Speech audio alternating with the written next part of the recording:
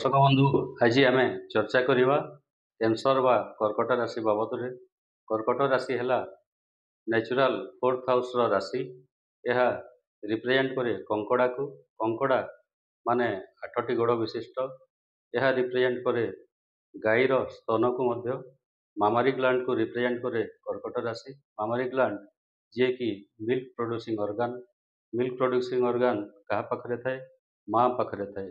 माँ जेपरी तार संतान संतति को बिना स्वार्थ पालन पोषण करिथाए से भलिया स्नेही होइथांती कैंसर व कर्कट राशि व्यक्ति। कैंसर व कर्कट राशि रूलिंग प्लानेट है चंद्रमा। चंद्रमा जिभली 15 दिन शुक्ल पक्ष एवं 15 दिन कृष्ण पक्ष रही था से भलिया कर्कट राशि व्यक्ति तांकर जॉब प्रोफेशन एवं एजुकेशन रे चेंजेस होता है। कैंसर राशि व्यक्तित्व सात्विक गुणर अधिकारी होती। सात्विक गुण अर्थात प्योरिटी थाए। प्योरिटी जमी माँ पाखरे थाए से भलिया प्योर होती मनरू।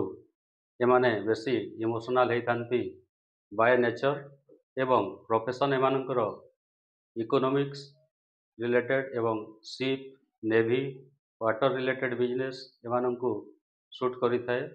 प्रोफेशन रिलेटेड जदि आमे देखिबा कैंसर व कर्कट राशि व्यक्ति मान कैंसर व कर्कट राशि व्यक्तिंकर मेंटालिटी फ्लक्चुएसन आसी थाए। फ्लक्चुएसन एभलिया जेमिति आम दुनिया रे जेभली समस्तंकटु अधिका चेंजेस व फ्लक्चुएटेड वस्तु है माइंड।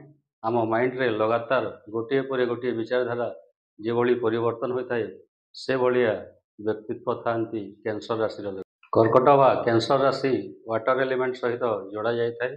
वाटर एलिमेंट जेमिति बही जाए एवं इमोशनल चेंजेस को से भलिया देखा दे थाए बा फ्लक्चुएसन इमोशन थिबार व्यक्ति को दर्शा जाए बा जोड़ा जाए थाए कर्कट राशि व्यक्ति सहित।